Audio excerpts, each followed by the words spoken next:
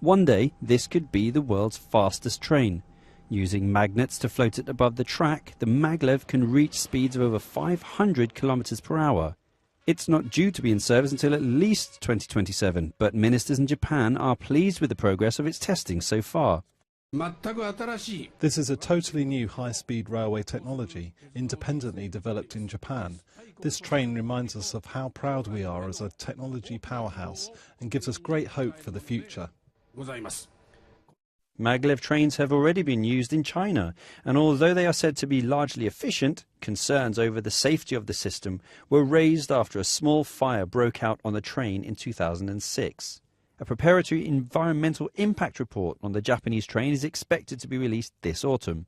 But the venture isn't cheap, costing billions of US dollars, and it is believed that the people behind the system are promoting the technology in overseas markets. So, for now it may look like something from a sci-fi movie, but this could soon become another way to travel in the not-too-distant future. Paul Collins, BBC News.